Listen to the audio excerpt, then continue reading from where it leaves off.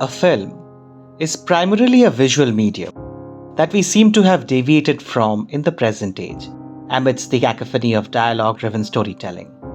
But once in a while, as we witness back this primal approach of filmmaking, we realize how even with limited dialogues and a thin storyline bereft of unnecessary twists, a complex discourse can be presented and status quo can be questioned. Kottukkali is one such piece of visual cinema from a director who had stunned us with the same approach in his very first film that got his debut work nominated as India's official entry to Oscars 2 years back. PS Vinothraj's second feature only proves that this man is no one-film wonder, and with all convictions on his pure cinema-making retained, he's back asking questions on caste oppression, superstitions, patriarchy, and toxic masculinity. He uses Muthuswamy Soori, a popular comedian in Tamil cinema, as his alpha male lead. He takes Anna Ben, one of the A-listers of Malayalam cinema, for just one dialogue in the entire film and leaves the rest of her performance to visuals and expressions alone. Like Koodangal, Kottukkali is also narrated across a journey of few men and women, with minimal plotline but mostly through observations that shouts out for contemplation sitting on our cozy chairs. While it is about the defiance of the Adamant girl as the name Kottukkali suggests, it is also about the defiance of a young filmmaker who denies to follow the old trodden path of popular cinema for his conviction and love for the medium and the purity of his sense of filmmaking. The premise is simple enough. A family is taking their daughter, believed to be under paranormal spirits, to an exorcist to drive the spirits away. They are accompanied by the would-be in-laws family of the girl and her fiancé, who are clearly enraged with the situation at hand. Unlike a conventional film, Vinothraj does not spell out this premise on the outset, but it is for you to fetch out the understanding of this setup from the visuals, the body language of the characters, and the hyperlinked communications. It is only around 1 hour into the film that we realize why the families consider this girl Meena to be possessed. Because she has fallen for another boy, despite the nuptial agreement between the two families. That too for a boy of so-called lower caste. Well, look how once this premise slowly builds in front of you, that itself comes up with such harrowing sensation.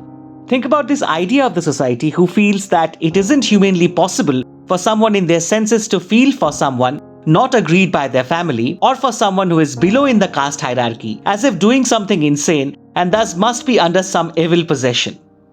Vinothraj puts some very intelligent layering here and subtly suggests that not all in this journey to the exorcist are equally convinced with the benefits of this visit. It is primarily the idea and belief of the groom's father, a father of a son from a supposed higher caste, perhaps the most privileged and thus the most unsound of the lot. The parents of the girls are the most helpless as expected, moving along this journey with nothing else to do within their limits. There's a moment near the end of the film where you feel one of them might have broken free, only to be reminded of the boundaries of the girl and her family in rural India. Vinothraj immerses you in such moments, making this journey as your own lived experience, as new discoveries, passing comments, and prejudiced expectations make you swirl in your seats as the film depicts things you already know, but this time you experience all of it. The young men, Pandi the groom, and his friends and relatives are none convinced inside about the potency of this journey, as they express in outbursts or careful inspections of the situation at hand. They are in touch with the world outside their ghettos, and perhaps know things about the changing world.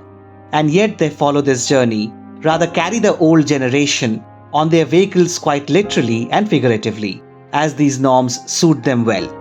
The young women on the other hand have stronger beliefs on this journey, perhaps to deal easier with their shackled existence, thus carrying the levers of patriarchy as well as the men. The most interesting depiction is of Pandi, a short-tempered man who knows well about how ludicrous this journey is, perhaps also has feelings for Meena in his heart, but cannot go beyond his male ego and societal prejudices to accept that Meena does not feel the same way for him. There's this brilliant outburst scene as Pandi hears Meena humming a love song.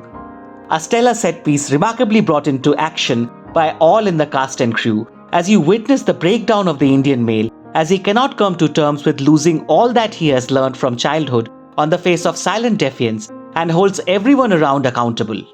Soori as Pandi is outstanding, as good as in the shouts as in the silence, a personification of the Indian male ego on the crossroads of time. And that reminds us of Viduthalai, where again the man was superb and we have been waiting for the part 2 for long. Do let us know if you have an update. So you see, irrespective of who they are, how the men and women enable this journey of oppression and patriarchy, much like a microcosm of rural India, as a crude extension of the entire country. Among them is also a kid, who might be still not malign by the engulfing patriarchy around, but this is his journey to sensitize with violence and oppression, like all others accompanying him must have gone through sometime in the past. Meena is the adamant girl they try to resurrect, always pushing her to obey, as Annabeth with her silent stares and firm jaw defies them all the time. Not in her actions as limited by men around, but in her conviction to her thoughts that don't deviate her for a moment from her beliefs. What does she pray to the forest deity, we do not know, but no compromise for sure, as Annabeth shines in each frame of her silent descent. This is arguably Anna's finest outing on the screen, who has amazed us in Helen, Kapela and Kumbalangi Nights, as she embodies the persona of being a woman with a voice in a performance without dialogues or props. As she sits straight-faced inside the auto, denying to walk out, pushing the men to lift up the vehicle to change its direction in agony and all possible strength, that set piece perhaps sums up the entire film. Nature and animals also lend voice to silent Meena, as the cause hurdles to the journey now and then. Whether be it a fly getting into Pandi's eyes, an adamant cow blocking the road and only listening to a kid girl, or the rooster being carried along for sacrifice to the exorcist. Vinothraj might have underlined a bit more than required in portraying the overlap of Meena's state with that of the rooster, but once you reach the open-ended closure of the film, you understand he was always building for it. History has always been unkind to the lives of those who wake us up, be a rooster or a woman like Meena, and the film leaves us at a point of history repeating itself and then evokes us to change it. It is bound to jerk off a major section of the audience, accustomed with escapist wrap-ups in our cinema, but Vinothraj, in his deft filmmaking, intelligent use of known faces like Soori or Anna, and having a producer in Sivakarthikeyan, basically introduces world cinema aesthetics to mainstream theatre, as director Karthik Subbaraj aptly puts. We cannot agree more. That is all from us today. Thank you for watching.